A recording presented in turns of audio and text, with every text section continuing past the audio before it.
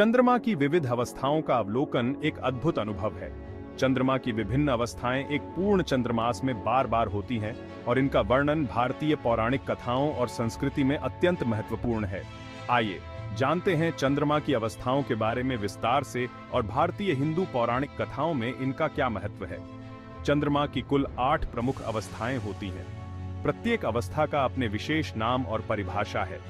ये अवस्थाएं चंद्रमा के प्रकाश के बदलते हुए रूप को दर्शाती हैं, जो पूर्णिमा से नया चंद्रमा तक के चंद्रमास में होती है। यहाँ पर इन अवस्थाओं के नाम और परिभाषा दी गई है। पूर्णिमा, फुल मून। परिभाषा: यह अवस्था तब होती है जब चंद्रमा पूरी तरह से सूर्य की रोशनी से प्रकाशित होता है और पूर्ण रूप में दिखाई देता है। इस समय चंद्रमा और सूर्य पृथ्वी के विपरीत दिशा में होते हैं। अर्ध पूर्णिमा, वेनिंग गिबस। परिभाषा: पूर्णिमा के बाद की अवस्था जिसमें चंद्रमा की रोशनी धीरे धीरे कम होने लगती है। चंद्रमा का अधिकांश भाग अभी भी प्रकाशित रहता है, लेकिन पूरा नहीं। अर्धचंद्र, लास्ट क्वार्टर। परिभाषा: इस अवस्था में चंद्रमा का आधा हिस्सा ही रोशनी से प्रकाशित होता है। इसे अर्धचंद्र भी कहा जाता है। यह पूर्णिमा के बाद आता है और चंद्रमा के दक्षिणी आधे हिस्से में स्थित होता है। अल्प विकासित, वेनिंग क्रेसेंट।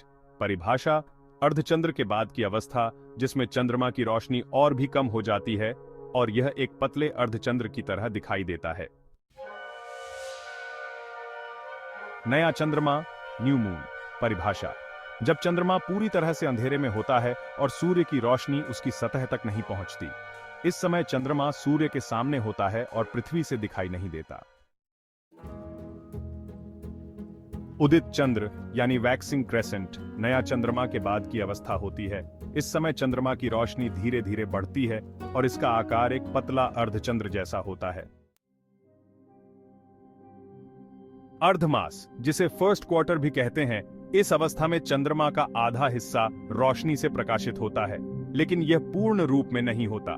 यह नया चंद्रमा के बाद आता है। पूर्णिमा के निकट यानी वैक्सिंग गिबस अर्धमास के बाद की अवस्था होती है। इस समय चंद्रमा की रोशनी बढ़ती जाती है और यह पूर्णिमा के करीब होता है, लेकिन अभी पूरी तरह से प्रकाशित नहीं होता। इन अवस्थाओं का क्रम एक चंद्रमास के दौरान होता है और यह चंद्रमा के आकार और प्रकाश में बदलाव को दर्शाता है।